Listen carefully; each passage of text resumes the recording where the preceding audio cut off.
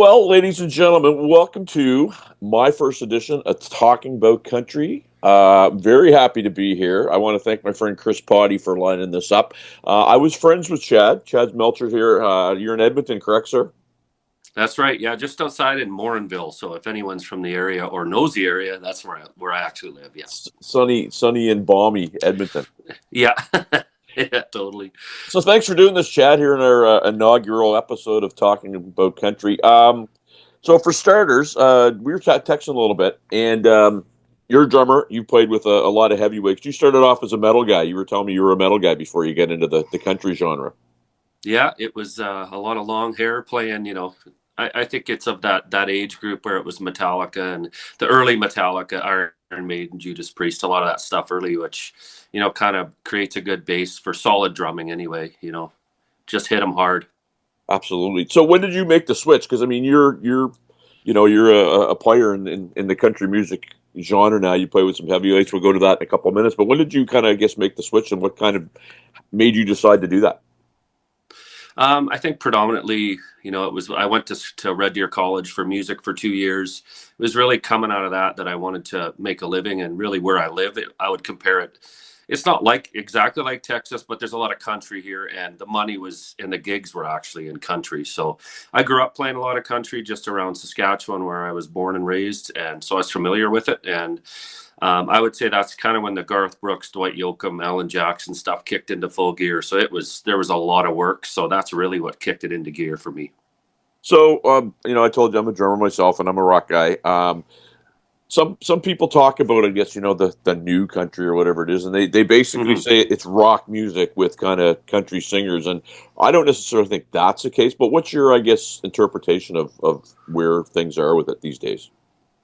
It's kind of it's kind of going back to a lot of more traditional stuff too. So I would say, to the Jason Aldean phase of it, there's definitely a lot of rock elements to it, but I think the subtleties, the ability to swing and shuffle, still lived in country and never went away. So, yeah, I mean, it certainly is. I would say more in the guitar world than anything. It was more of the heavy metal type of vibe than anything. The drums still had some finesse to them.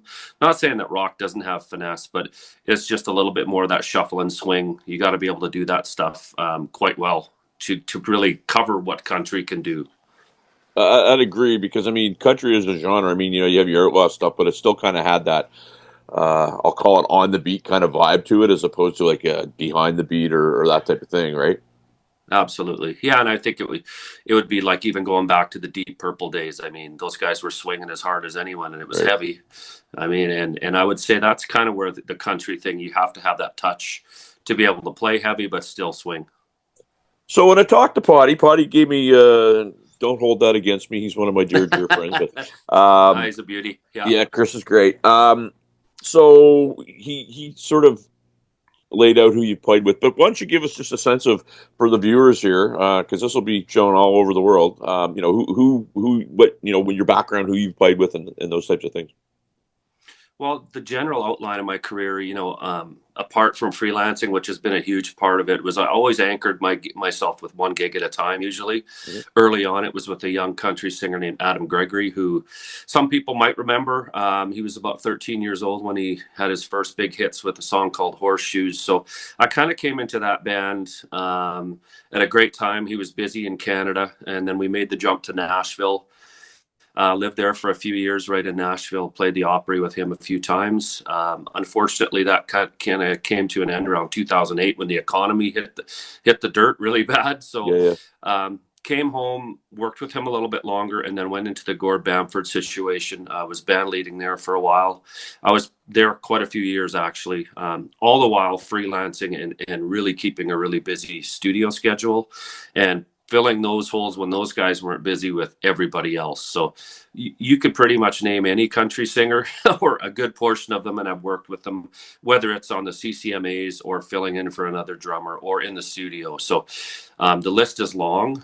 Very grateful for the career that I've been able to have and play with so many great people over the years. But those are predominantly the two big gigs. The only other one I would mention is I did the We Will Rock You Queen musical for a year, right right prior to the pandemic. So I was kind of dipping my toes in the theater world and really enjoyed that part of it too. So, but yeah, that's the bulk of it. And then literally played with everybody else at some point, it seems.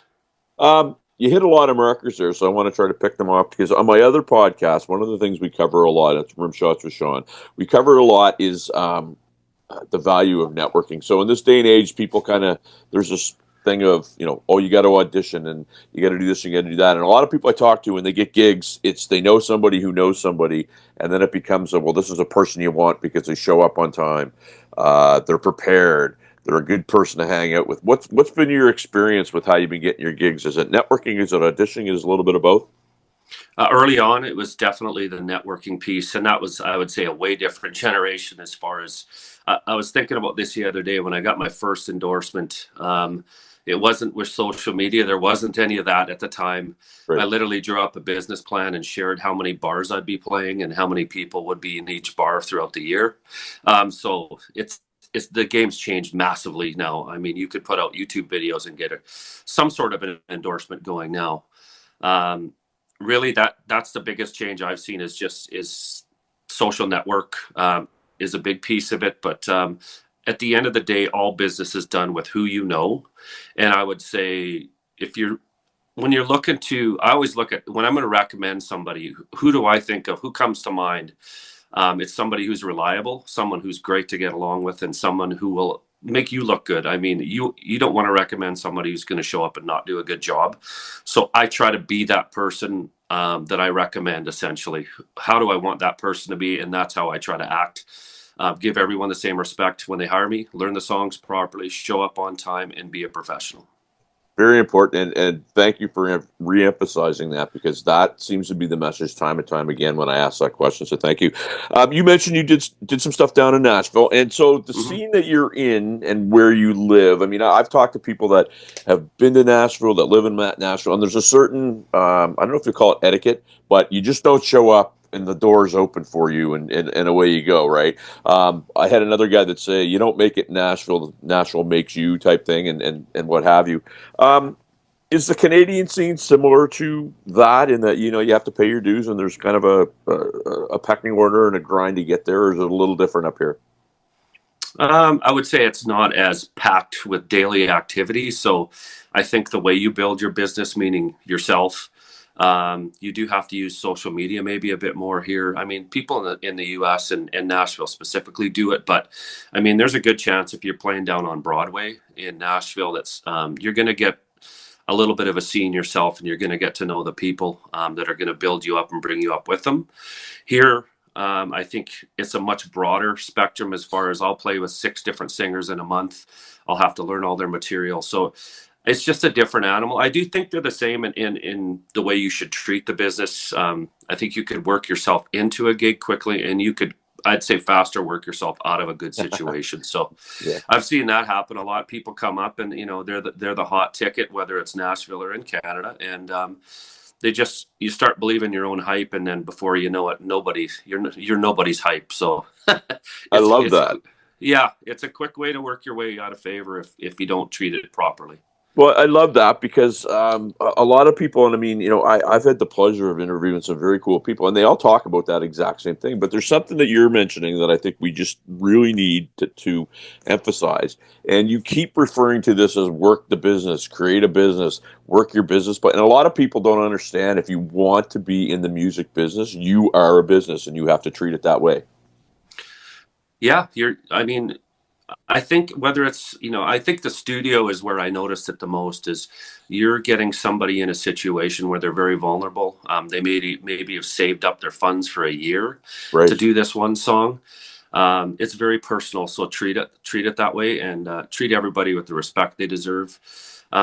Maybe they're not great now, but they will get better. And hopefully they take you on that ride. I mean, I watched the Avicii documentary just last night and I was shocked to see how these relative, I wouldn't say nobodies, but they weren't well-known people, got these opportunities with him, and he kind of carried them on this magic carpet ride to success. So I think you never know when the next person who could take you somewhere is going to walk into your life. So treat everybody with that same respect, and you'll get something good out of the situation if you give something good to it. I read actually, it's a friend of mine. His name's Jesse Boy Snyder, and anybody wondering who that is, it's Dee Snyder from Twisted Sister's son. Oh, And that's cool. he's a very very smart guy, and we were talking. There's a post about basically people when you're local, how you have to kind of prove to your local people that you're something outside of your local area. And it was all about validation. It was, we don't do a good job of validating our people until other people validate them. Do you find that in the genre that you're in? Absolutely. Yeah. I think we all look for validations in many different ways, but yeah, I think that comes in the ability that you stay busy first off. I think if your phone's ringing, Mm-hmm. that's the validity you need because that pays your bills. Mm-hmm. But it also helps you build your business. Again, I'll keep saying business, but I mean, it is a business and we need to treat workflow and we need to think of the things, time investment that we have to make. That validity piece is just when people are calling us to come to work on a regular basis. So yeah, I mean, if we're doing all the right things and we're doing the right things the right way, I think we'll be valid in a lot of ways, and that just means being busy and working with other good people who have those core values the same as you. Again, and I actually love how you keep referring it to business because I know I've talked to so many people that have gone to Nashville with no plan. Like Mm-hmm. they're going to go to this bar or that bar and somebody's going to see them and they're going to get discovered or they're going to go down and meet somebody and they don't have a plan and they get down there and things don't happen right away and they're discouraged. Maybe talk a little bit about that because really, I mean, it's about goal setting and what your goals are, and often people don't know what their goals are, right? Yeah, I think it's really good to set goals. I mean, the Nashville thing, you can go down there and you can kind of get stuck on Broadway pretty easily. You can make a decent living doing it. So I think it is good to set goals, like a time frame. Maybe I'm not saying be impatient or anything like that, but set a realistic, maybe 2 or 3 year goal, or your first year. Maybe you want to get so many shifts on there, but there's maybe an artist or two that you would like to work with, and then you're taking that journey to getting to know the people that are around that person. You don't just let the music business happen to you because if you do, it'll just beat you up. So if you go into it with the plan, with the people you want to work with, and those goals can change too. Maybe you meet somebody while you're there that first year that you really admire, that you want to work with. It's good to work a path to those people, and there's nothing manipulative or dirty about it. It's just being purposeful with your time, because the older I get, time is more valuable than anything, and who you give it to, other than yourself, is very important because you don't have. It's not infinite how much you have of it. And hopefully people are listening to this and you're getting a master class here on things because, again, the message that you're and really, I'm just asking the questions and you're providing the answers um, for somebody to hear somebody like you that is doing it for a living. That I mean, so Mm. Gord Banfield for our folks that are in the States, Gord is a renowned Canadian country music icon. Is that a safe word to use? Yeah, he's won a lot of awards. Yeah, and I stepped away from that gig about a year ago, but he's well known in Canada, and he's still going, Yep. still having success. So he's another lesson in a lot of our Canadian artists that are still doing it on a daily basis. That you just got to keep plugging and keep working. Out of curiosity, was it just time? Did you feel it was just time for you to move on to other things? Honestly, it was COVID happened. Little bit of a career path for me. I got into kind of a day situation that got me into a sales position, which a lot of people would look as a curse as a musician, but I would say if it's honestly benefited me so well in understanding the music business better. Right. It's been so good for me. I play as much as I ever have before. I just have kind of a couple focuses that really hone in on the music part for me. I've every opportunity I've had a chance to learn in the business world, I've tried to apply it to music and share that knowledge with other people. Because, man, if anything, musicians are bad at is business, and I was one of them. I was exactly like them. I just didn't understand it. I thank you for saying that. It's like we rehearse this ahead of time because I was playing over 100 shows a year. COVID happened. It was like, what am I going to do? I just started interviewing some of my people or friends for fun, and all of a sudden I've got this podcast that I'm creeping up on 700 interviews. Wow. But I never Good for sat you. down. Well, thank you. And I never sat down to go, I want to be a podcast host. This is one of my goals. Right? It's going to happen. Yeah. But the one thing Yeah. that you're talking about, you said something key. You just want to take the info and share it. And I find sometimes for me, and I'd love to find it if you feel you get this, I find sometimes people kind of think that I'm being preachy or I'm being, a know-it-all. But all I'm doing is taking information that I've learned from other smart people that are smarter than me and just sharing it and saying, hey, take it how you want to take it. Do you get that from time to time from people? Yeah, I think in my career, I've definitely shared my views, sometimes for the good or the bad. But I think if you're doing it from a good place, you let the chips fall how they may. Some people are going to take exception to it. And usually when people take exception to something that they hear, it usually points out a flaw in ourselves, something that we're not secure in. So I think that's a good opportunity to look inward and see why that bothers you. Or maybe, originally when YouTube came out with so many drummers and stuff, I'll be honest, it annoyed me. But the more I almost need to thank those people now, because I really do believe that so many of them have saved the industry. Looking at the post from NAM this past week, I hadn't seen that kind of exuberance or happiness and curiosity from people, both about product and the people in the business. So I think those are all things that are good. We're going to offend people. I try not to do that too much, but I also think it's good to stand for something in your life, and instead of being just carbon neutral, let's say. No, and your words about the YouTube drummers, I would agree, because I was fun, so here's another 4-year-old drummer doing Tom Sawyer, but then I was like, okay, well, but if it got those people through the COVID thing, and then if it kind of got people interested, the one thing I think that thing is done, and I don't know if it's done out where you are, but it did make the business, I think, a little too easy to get into, and so it's kind of diluted the whole structure of payment and that type of thing. Do you feel the same way? Well, yeah, I think music has always been a losing battle in the financial piece of it, but I think the more the good thing is with YouTube and all these things, if we share that business knowledge, it's up to us to teach business as much as it is how to play an instrument. And there'll be people come and go. There'll be people who can play their instrument very well, but the business will beat them down or beat them right out of the business. So, I think it's important that we balance that musical knowledge with the business side of it, and hopefully, better people than probably you or I are going to take that monetary piece and really fight for the right amount of money. I stand pretty firm on what I charge for gigs, and I have. I think when you're experienced and you bring something to the table, you should be paid appropriately. If someone's coming in your house to install a toilet, you probably want someone who's done it a few times instead of someone that just started yesterday. So keep that in mind when you're pricing yourself. Don't be arrogant with your pricing, but justify it, and be able to justify it when you show up and you do a good job. No, I love that, because again, the whole thing, like, you hear here in Halifax, it's almost comical. Well, that guy's just as good, and he's only charging this. Okay, but here's what's going to happen. If he gets invited to a Super Bowl party, the day of, he's going to go to the Super Bowl party and leave you high and dry. And that's a piece of the professional thing that people don't, I think, really understand. Absolutely. Yeah, I think your word is your word. Like, it has to be that way.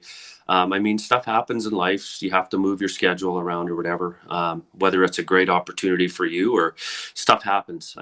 But yeah, being able to consider yourself a professional and take this industry very seriously, I think, is important.